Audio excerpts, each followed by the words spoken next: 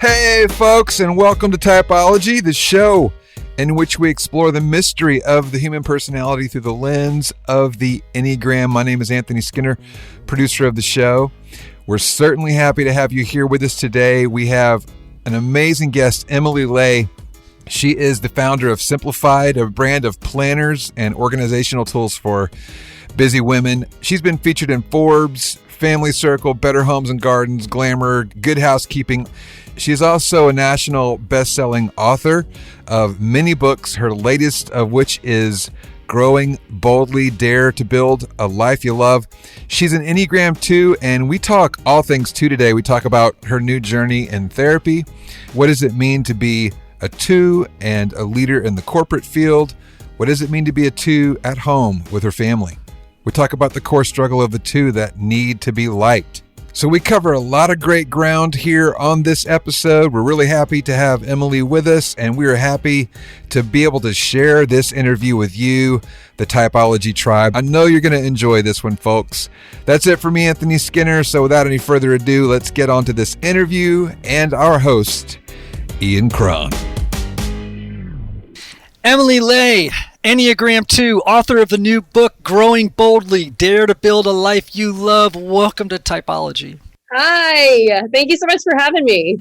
Yeah, we love having Enneagram 2s on the show, the helpers. I like the signifier, the befrienders. I love that one. Oh, that's good. Yeah, because y'all are better at making friends, faster at making friends than any other number on the Enneagram. Isn't that funny? You know, when my kids get out of the car every morning to go to school, I tell them to be includers and make friends with everybody. So it's funny that you say that because it is always like top of mind for me. Oh, yeah. You could run a master class on interpersonal relationships and dynamics. For and also sure. Worrying about if everyone's okay. And yeah. Yes. And what needs have I left unmet today? That's right. Yep. Right? That's me every night at like 2:30. Yes, absolutely. You know, one of the things that we say about Enneagram 2s is that their fundamental desire, the unconscious motivation of the 2 is a need to be liked. I mean, I used to think it was something else, and I made it much more flowery and gilded, but I've really just come down to, they just want to be liked. Yeah. Wholeheartedly agree with that. And it's funny, you leave every conversation thinking like, well, let's analyze every word of that. How did it go? And how was it perceived? And did I represent myself well? And pretty spot on. What were you like in high school? Was being liked, I guess every high school kid has some preoccupation with being liked and accepted, but I do think 2s feel it more acutely than others. So, I mean, has being liked ever been a tyranny in your life? Yeah, definitely. I would say definitely in high school, but I'm a 2 with like a really strong 3 wing. And so I'm the overachieving 2. So I don't want you to just like me. I want you to think I've got it all together. Oh, perfectionism runs real strong in these things. Okay. All right. So do you know what your subtype is? Oh, no. How do I find that out? Oh, yummy. It's going to be fun. Oh, that's delicious. Yeah, so there are 3 subtypes of every type, and it's based on what's called a dominant instinct or a primary instinct. It's one of the survival instincts. So there you could be a self-preservation 2, a social 2, or a self-preservation 2. And I won't go into a description of each of those 2s, but it would give you an even clearer picture of your type. So think about, your basic type, that's great. But then your type of the wing and you get a clearer picture of your particular type. And then when you know your subtype, it gets really so much clearer. I know what I'm doing as soon as this is over. I got to find out.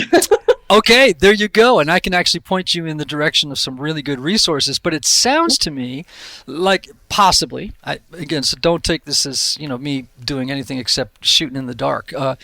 It's possible you're a social 2. And the reason I say that is social 2s, there's a stereotype of 2s. They're huggers, they're kissers, they're just friends, they make cookies, right? Yep. Some of that's gender stereotyped and, et cetera, et cetera.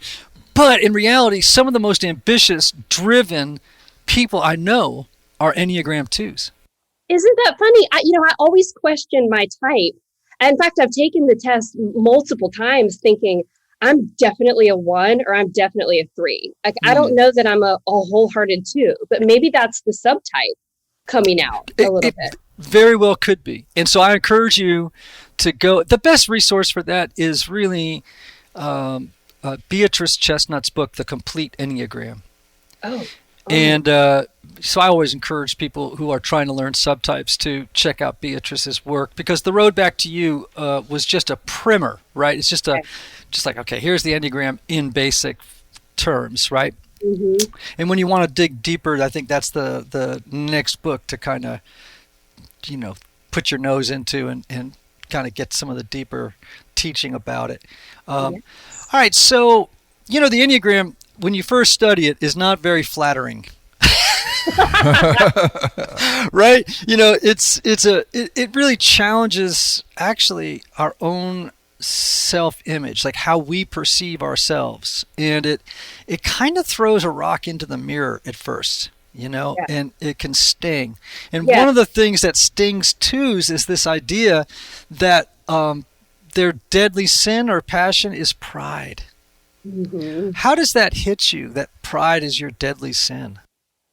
I kind of want to say, no, it's not, but that's only because that's my defense mechanism.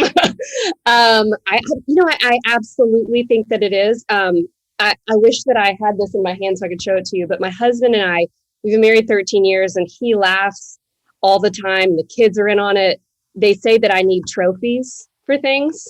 Like if I make a really good meal or I plan a really great birthday party or whatever, I'll be like, did you like it? Was it good? Like I need that reassurance. Yes. And I think it is kind of a pride thing, but we were on a trip and they bought a trophy, a Mickey Mouse trophy. That's like the big joke in our house. When mom needs the trophy, they go get the trophy and they're like, Mom, you did a great job. We love you. Okay. So what I call that is approval fishing. Okay, yes. Right? It's approval fishing. And one of the things that twos do is they tend to expect kind of certain phrases or actions that signify a reciprocity of love. Yeah. In other words, I've expressed this love for you. I have met your needs. Can you please give me some verbal affirmation that tells me that you will reciprocate this love in kind, right? So do you have any favorite things? Like some people will be like, Mom, I couldn't do it without you. Like that for some people is like twos is a drug. Look at you. You just actually put your hand to your heart. Just the other day, I had it's an outpatient surgery thing. And so I was down and out for just a couple days. And my husband, he was so great, like such a good caretaker. And I was like, I don't think I've ever loved you more. And you know what he said after, when I was all back up and at it, he said, you know what, Emily, like, yes, we held it together while you were out and while you were recovering, but it's not the same, like without you doing what you do and getting the house together and like having everything prepared for us. Like we survived because you did all that, but it wasn't the same as when you're, up and at it. And I was like beaming, like that was the nicest thing you could have ever said to me, to just feel appreciated, feel loved, feel appreciated. Is that a two thing? Like just oh my gosh, feel appreciated. Well, yeah, and to be clear, which of us, who of us doesn't want to feel appreciated and approved and loved and affirmed? However, for the two, they actually, when they're not very self-aware and they haven't done any personal work, right? They actually derive their whole sense of identity from that, from the affirmation, the recognition of their having met the needs of others and cared for them in a way that no other, and have actually anticipated and fulfilled the needs of the other. Like that just makes a two feel dynamite. Now, it's the strategy to get their needs met, right? Well, actually, yes, it's actually the serving of others is a strategy for getting liked. Yeah. But for winning approval. If I had to say, like, one of the biggest arguments that my husband and I have, other than my son's haircut, which is like always an argument, how we cut his hair, other than that, it's like this idea of scorekeeping. Like, well, I did XYZ and you didn't say XYZ, or like, I did this and this and this weekend to take care of the house with the kids. Like, what'd you do? You know? And that, to me, that's like dangerous territory. When we start to dip our toe into the scorekeeping stuff, I'm like, we just need to back up. It's not going to end well. Right. Yeah. So going back to this prideful piece of twos, because twos really struggle with this. Yeah. They usually are like, I don't really feel like I'm prideful at all. It's very hard for them to get the deadly sin of the two as pride. It even stings more when you say there's a little bit of arrogance in it, because the two thinks that they're more attuned to the needs of others than the other person is, right? It's like, oh, I know what you need, and not only do I know what you need more than you do, I actually know how to fix you, right, and take care of you. Me. Yes, right. I don't. To me, I don't feel. I don't know. Like, I don't feel like I want to deflect that. I very much know that about myself. Maybe that has to do with work I've done on my own, but I absolutely see that as a two thing. Wanting to feel like you are the master of knowing how to care for, especially as a mother. Right. Like, I know exactly what you need. I want to fix everything for everyone. I want to make sure the path forward for you is easy and bump free and clear of all the things. And we talk all the time about how Brian and I would love for our kids to have struggle-free lives, but goodness knows we didn't grow from the non-struggles. We grew from struggles growing up. So right. I get that.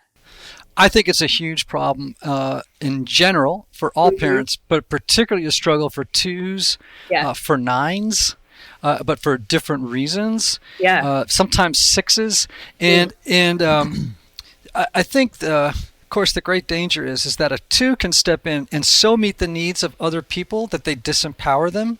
And communicate to them that they are not capable of facing life's challenges without their help. Yes, that is so true. That is so true. We sure want to avoid that in parenting, right? Well, absolutely, because then one day when you're not there with them, holding their hand, what do they do? My kids, I have a 10-year-old little boy and our twins. We have twins that are 6, boy, girl. And so we have one becoming a big kid and 2 that are in kindergarten. And I absolutely feel that. Especially this last year, like with a lot of things being taken away and them facing different challenges. Like my son got, text messaging on an iPad that I didn't intend for him to have for a very long time. And suddenly we were dealing with new challenges and hurt feelings and stuff like that. And it is hard as a two to not want to step in and like steamroll and fix everything all the time and let them work through their things on their own.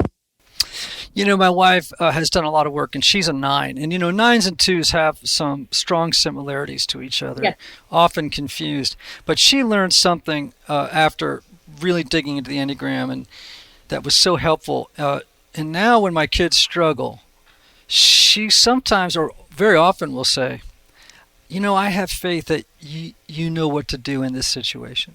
Ooh, that's good. That's really good. And in the past, for 2s and 9s, that's a very hard sentence to get out. Just to say, I just have faith that you know how to face this challenge. And if you want to take it another step further, maybe, and I'm happy to support you, but I think 2s need to learn how to care about others rather than care for others. Gosh, that's so good. Yeah. Right? And how empowering to a child to know that mom and dad believe in you and we trust you to make good choices and that kind of thing. Yeah. And we'll beat you if you don't. Exactly. That's understood. Yeah, that's another good message. I just want to make that very, very clear. So that's great. Talking about doing our work, in a moment I want to get to your new book and talk to you about your amazing operation of helping women sort of live more fulfilled and grace-filled lives. But are you in therapy right now? I am.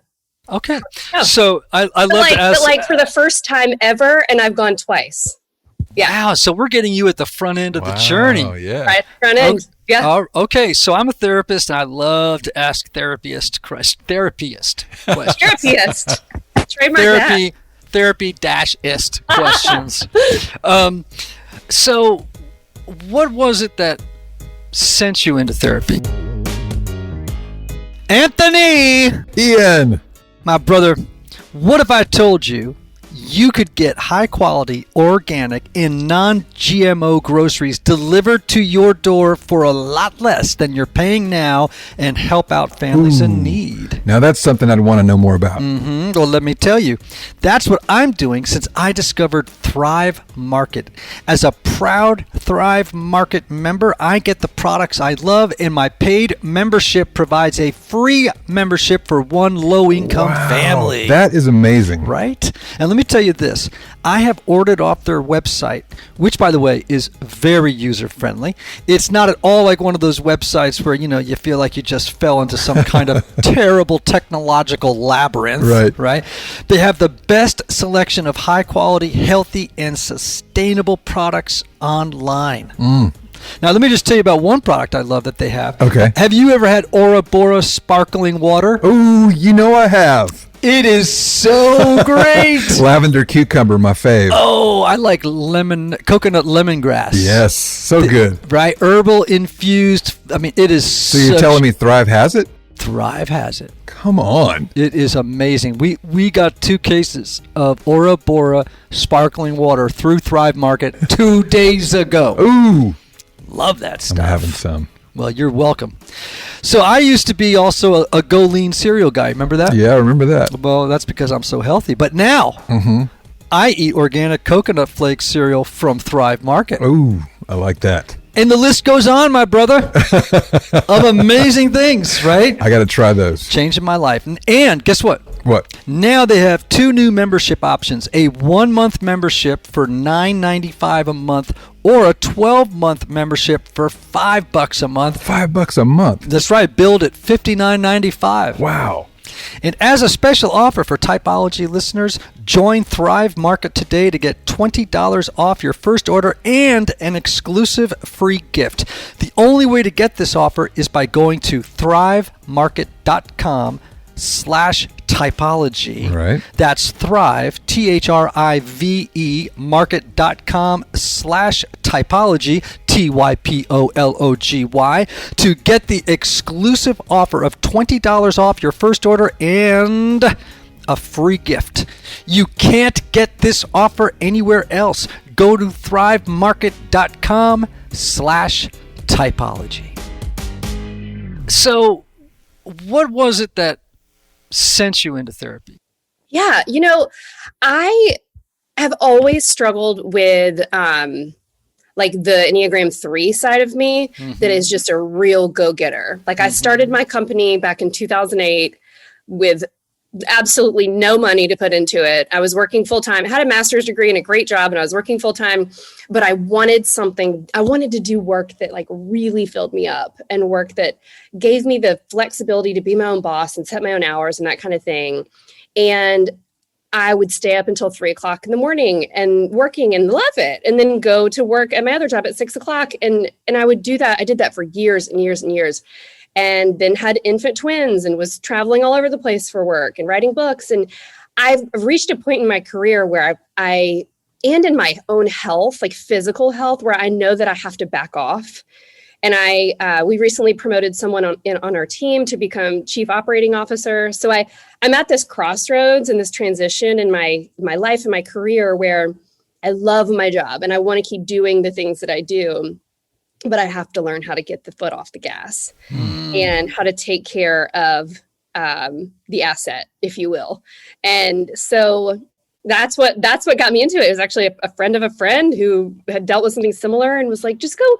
You don't go to therapy to fix yourself. You go so that you don't get to the place where you need to fix things, And for me, it's kind of a proactive, like I go to the dentist. So like, why not go and take care of my brain and my heart and kind of work through some of these feelings I have, like where I have to just constantly be fight or flight, constantly pushing and learn how to be still. That's hard for me.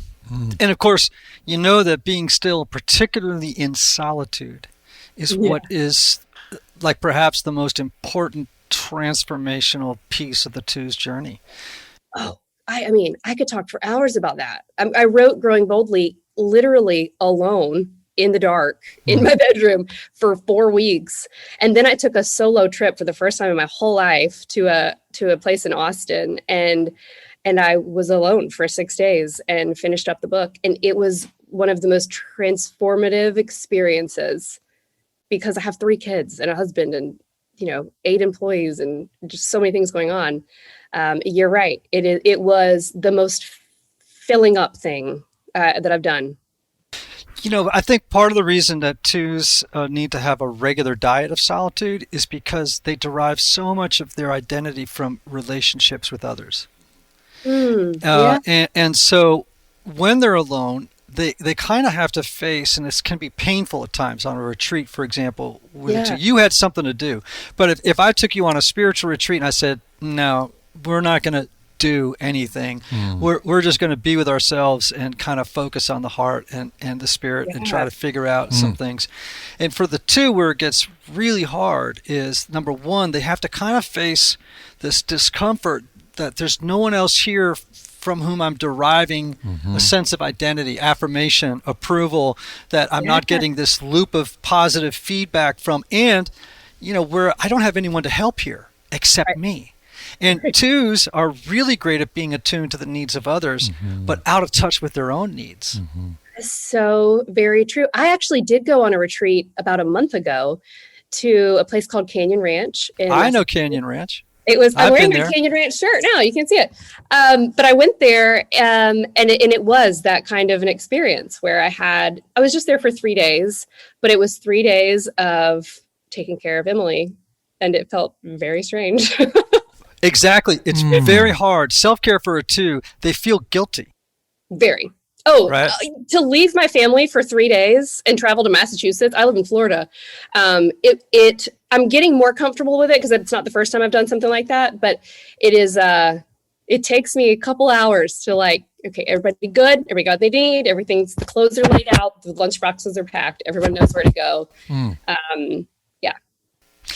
I have to say, though, if you're going to go on a retreat, go to the Berkshires, go to Canyon Ranch. Go to the Berkshires, I have done it, and it feels pretty good. Pretty good. It really was amazing. I mean, I definitely came home feeling like I had taken a little time for myself, and that was a good thing. Yeah, that's a pretty special place.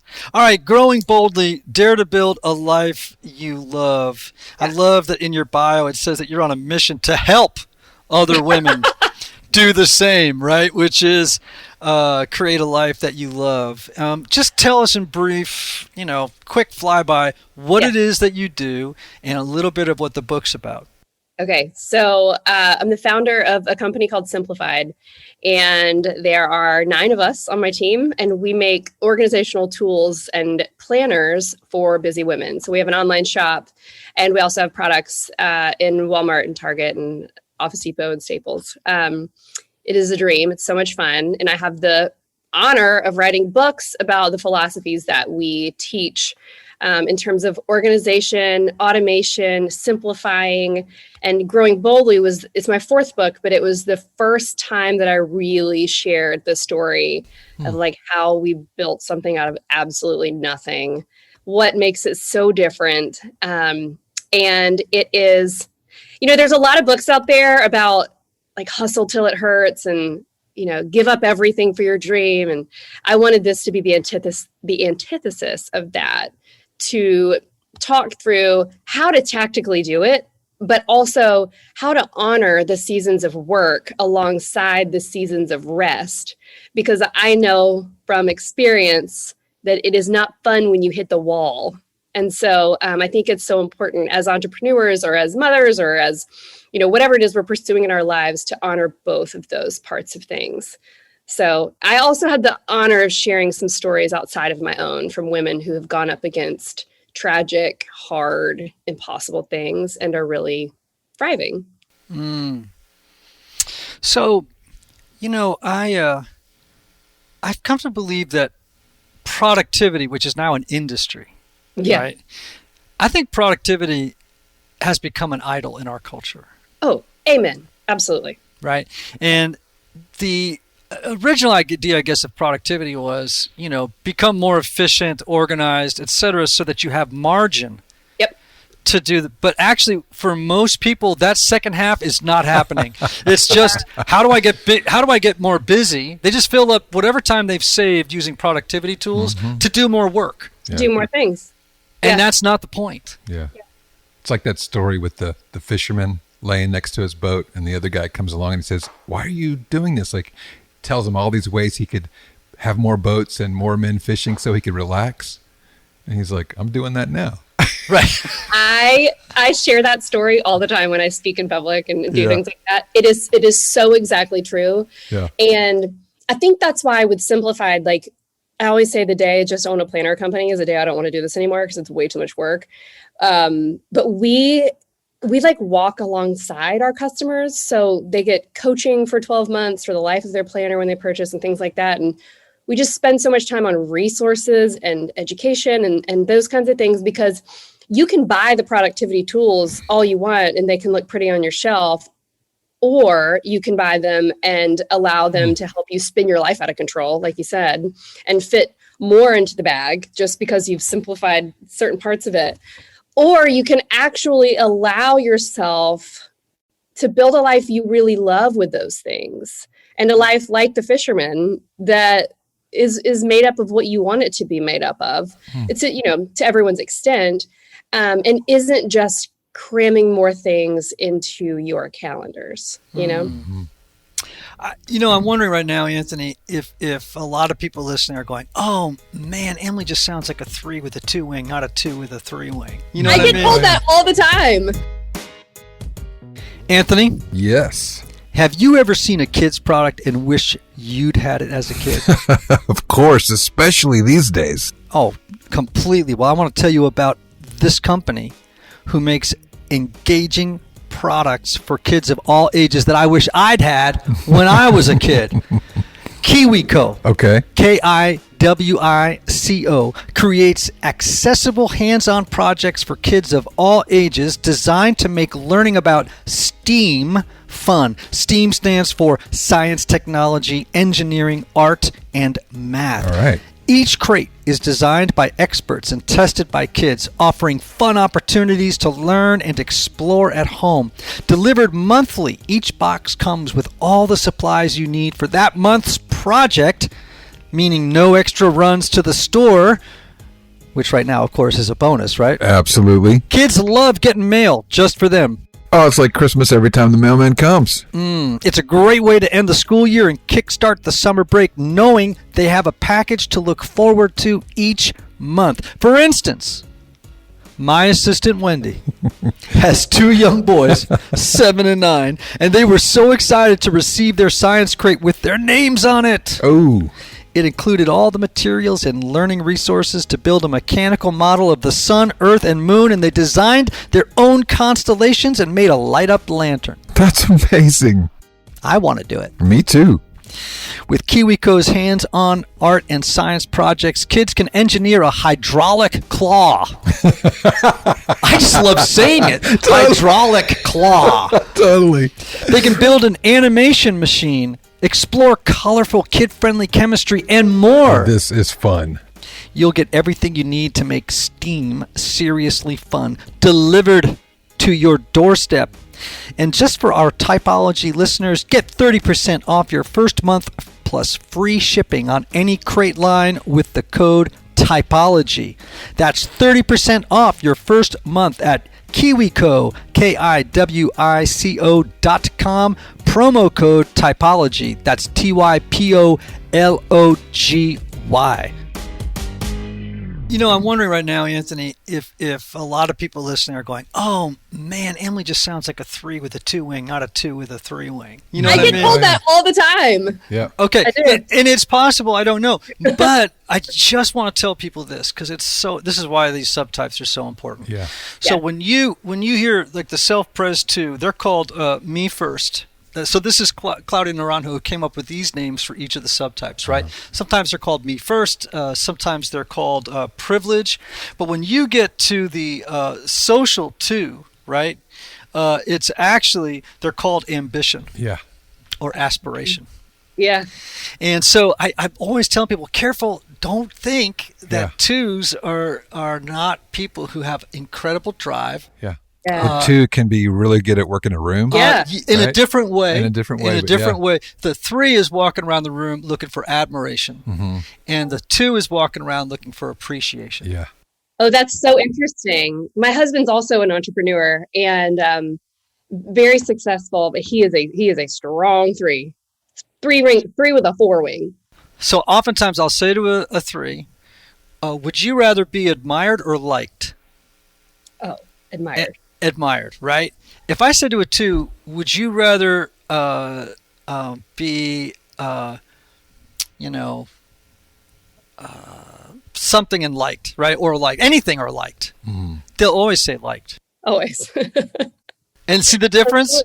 It's a different animal altogether, right? But that social two, and you've got a 3-wing, that just sort of seems to turbocharge the social two, right? So it's like you got a double dose of the maybe of the aspiration piece. And so now, that 2s, 3s, and 4s are the most image conscious numbers on the Enneagram, right? Oh no, I didn't know that. Yeah. So tell me about, all of us have masks. Yeah. Images that we curate to present to the world. Yeah. For you as a two, or just you as a human being, what mask do you find yourself wearing a lot of times that's not really your true self, but one that you put out there in order to be, well, if you're a two, liked? It's the perfectionist part of me. Also as a brand owner, a successful brand owner, like I know how powerful that is, that the right colors, the right wording, the right models, all the things, that is really powerful in getting across the right message. And so I would say, especially early on in motherhood, especially when my first son was born, I can remember looking around at other women and thinking, they've got it all together. Like, why am I the only person here struggling, trying to keep dinner on the table and the laundry from overflowing, this kid happy, and everybody else has they're wearing heels and their families are perfect. And it was when I kind of coined this phrase, grace, not perfection. And it became my first book. That one did. But that for me is where I struggle. Like I don't want to share my weakness. I don't want to share the struggles at home. I don't want to share. I would rather the shininess be up front, the less vulnerable piece of things, because I don't know. It just feels a lot better for everyone to think you have it all together, Yes. And maybe let me throw out another way of saying it, and you tell me if you relate to it. Yeah. It's very hard for twos to share with others that they too have personal needs. Yeah. I have a friend recently, she's an 8. I have a lot of 8s around me. She is an 8, and she actually said to me, we were during a really busy season when the book was coming out and all of that. And she was like, I'm going to bring you dinner. And I was like, we're good with dinner. I can make dinner. And she was like, I know, but you're never going to ask me for it. And you're never going to tell me you want me to pick your kids up from school. And so I'm just going to do it so that when I tell you I need you to bake me dinner or pick my kids up from school, it doesn't feel weird. And I was like, oh, I love you. Well, see, but the two oftentimes, this is the pride piece. It's easy for them to say other people have needs. Yeah. But it's really hard for them to say, and so do I. Because if I have needs, it means I'm not on top of my game. Like in my head, that I haven't organized life to a point to where I can accomplish 9,000 things in a day when we're in the middle of the busy season. Yes. And the pride piece also comes in there because twos tend to think that they have all the time, treasure, talent, and resources to meet everybody else's needs, while at the same time disavowing their own. Oh, bingo. Oh, man. That's so true. So part of the journey of the two is learning to actually identify their needs, which is not always easy for them. Yeah. And then tell people they have needs directly, not indirectly. Right. And then allow others to meet their needs without the two feeling ashamed or afraid of humiliation and rejection because they have needs. I felt so weird when she brought dinner over. I remember just being like, "Thank you, thank you." We wrote a thank you note, like with the kids signed it, the whole deal, because it just felt very weird to be on the receiving end of that. But easy for you to do it for somebody else. Oh, all the time. Like, I love doing that kind of stuff. Of course, I love doing that kind of thing. But when you're on the other side of it, it's like you kind of want to blush a little bit. You know? It's so easy for twos to give and so hard for them to receive. Talk a little bit more about that. What does it rub up against? It's like, you know, the awkward face emoji? It's that. It's like, it's like, thank you. But then this is me at the end of that. Like, did I thank you enough? Did I tell you thank you 6 times or 7? I just want to make sure you know how grateful we are and that like everything's good and that I washed your dishes properly and got them back to you on time. I don't know. Like, I would rather tough it out. Like I can tough out a busy season. I've done it 100 times. I don't know. I don't want to put other people out. I don't want my needs to make them feel overwhelmed or my busy season to shove them into a busy day or something. Right. And that has to do, I think, in part with the twos' fear that, and this is a message they hear as little people. And I'm not saying that parents or coaches or teachers mean to send this message out, but twos hear that their needs are too much, and they feel a little bit like I can't. If I have needs, I risk losing relationship with others. I'm going to be perceived as too needy. I'm going to be perceived as asking too much. It's much easier, therefore, for me to kind of address other people's needs and dismiss my own. Yeah. And or be super self-sufficient. Like, I'm good. I'm fine. Yes. I think some of the danger in that too is that maybe there are relationships in your life where as a two, they get the brunt of your needs. Like, husband, I don't feel comfortable telling everyone else I need XYZ, but like, here's your laundry list of things I need you to do around the house. And I can't tell other people what I need, but here. Sure. Yeah, absolutely. And I think that twos can actually, perhaps in close relationships, bottom out, and there comes a sort of a period of resentment, and the resentment is, I have done so much for you all. It's time for you guys to pony up.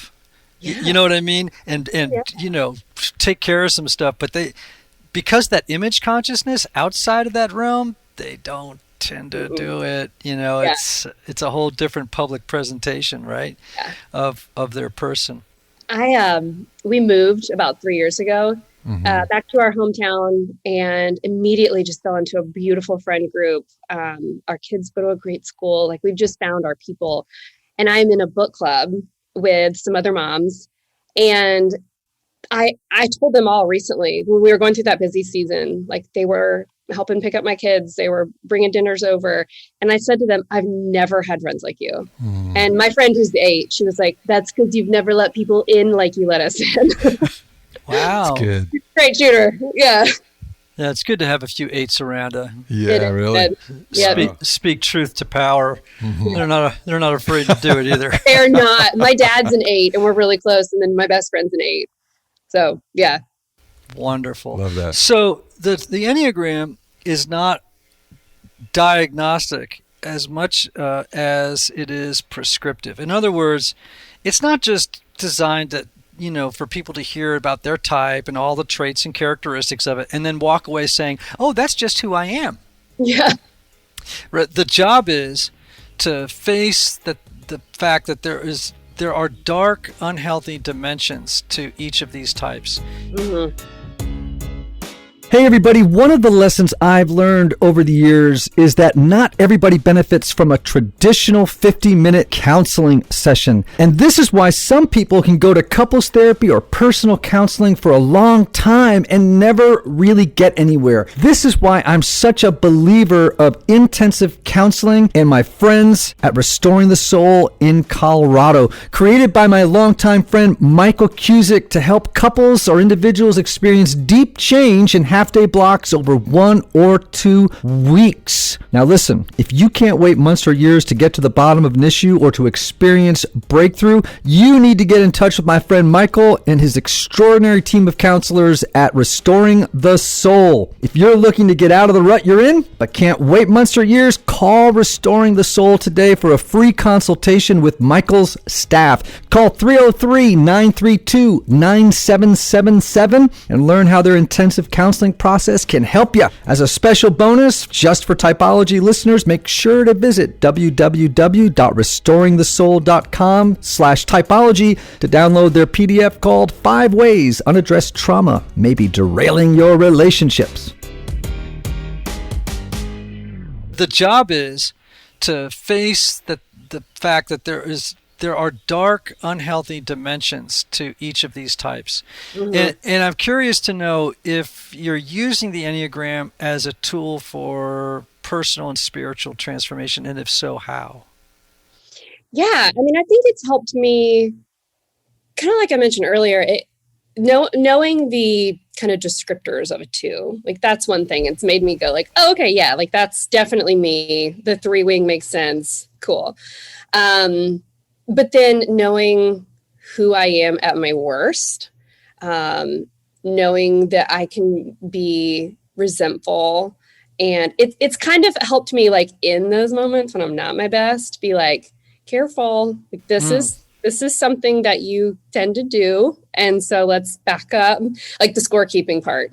That's when I start to do that, I know I just need to, like, I gotta need a minute, because it doesn't mean that Brian and I are terrible together. It means that I'm a 2 and he's a 3, and we're butting up against each other with some of our not so great qualities. So I think that's been really helpful, but it's also, like, really helped me professionally. I'm CEO of our company. We have 8 additional teammates. They're all women. We all work remotely. And so we're not in an office together all day, every day. Most of our communication takes place via a group text and email. And a lot of things can be lost in that. We do Zoom sessions and things like that, but a lot of, like, day-long group text messaging. Mm-hmm. And it's helped me knowing each person's type and knowing their best, kind of like knowing their type helps me make sure they're in the right positions and that we're teaming people up in really beautiful ways. And if something starts to go awry, like just kind of understanding what could be happening that I'm not seeing because we're not face to face, that for me has been really helpful. Yeah, that's maybe another term for that would be self-awareness. Mm-hmm. Oh, yeah, for sure. The ability. Go ahead. Yeah. We've got a lot of 2s, like 1 or 2 1s, a couple of 3s, which was really interesting. Like, our chief operating officer and our art director are 2 beautiful humans. I mean, just amazing women, but they are very opposite. Like, our art director is total type B, artistic, like just thinks differently. And our chief operating officer is logistical and very straightforward and that kind of thinker. And to know that they're both 3s, I was like, wait, you guys are so different. How? Mm-hmm. Okay. And now I'm starting to see, like, this makes sense. It does, you can be different people and be the same type. And it's almost like their ambition is similar. And the way they approach projects, even though they have different roles, is similar. So yeah, I just think that part has been really cool. And one of the things that can help people is when you know subtypes, it does partially explain why 2 people of the same type can present so differently.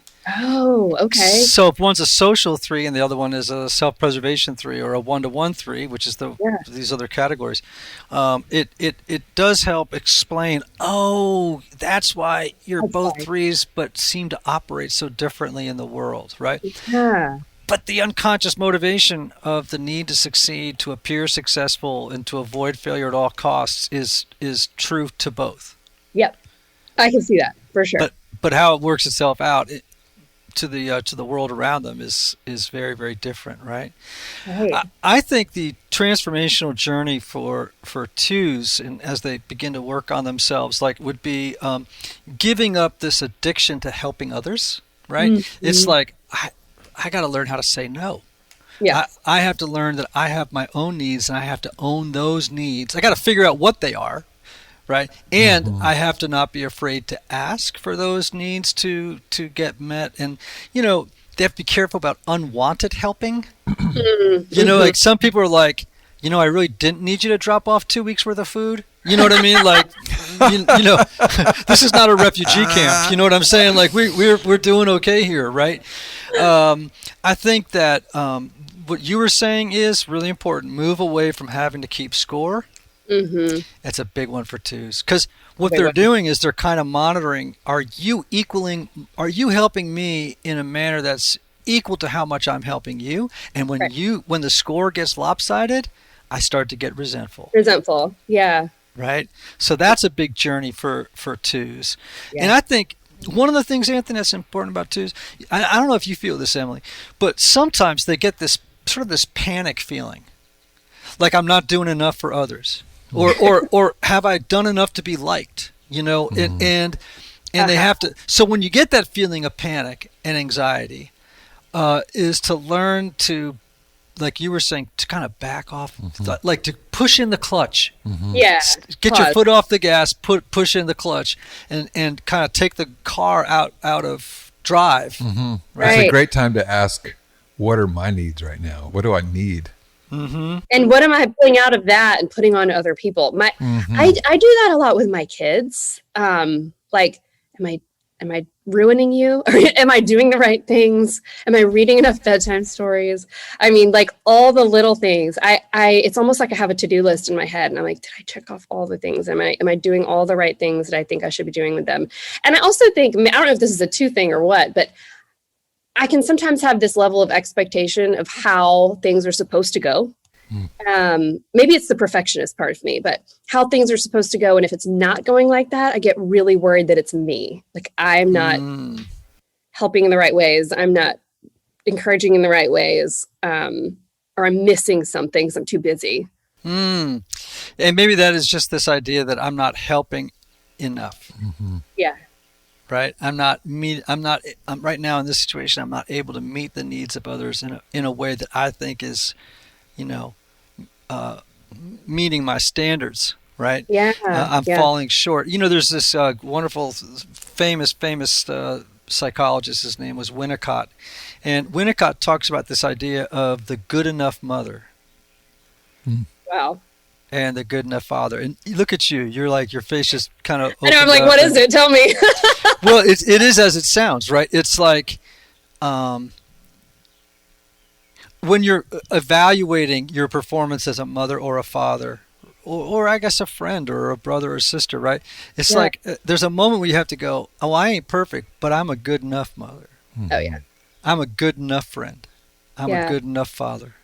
And that sort of takes this heat of, you know, I have to be this perfect father, this perfect mother, this perfect friend. It takes the heat off. It's like, you know what? All I have to do is be a good enough mother and my kids are going to be okay. It's like that quote, good is better than perfect. You know? Yeah. That's so true. Yeah. All right. Tell folks why, and I want you to be unashamed in your answer to this question. Okay. Tell me why people ought to read your book. Your new book? It's a good question. I've been asked a lot of questions about this book, but not that one. I fully believe that what we have done with Simplified in building a brand, a multi-million-dollar brand out of absolutely nothing, is really special. I think that the way we're running our company is very different than the way other companies are run. And I'm really proud of that. And so I think that there's a lot that we've learned and been able to share in that book that's really special. But I think for me, one of the most transformational pieces of the book is the stories from the other women in it. I have a friend who has 2 terminally ill boys, and she is thriving and her family is doing amazing. And the way that she explains how that works for them and how they do hard things, which is the kind of the title of that chapter, it will just blow your mind. And if you are looking for strength to pull from other people, or like really tactical lessons from other women who are doing some cool stuff, whether it be building a company or cultivating a healthy family or whatever that is, I think you'll find it in this book.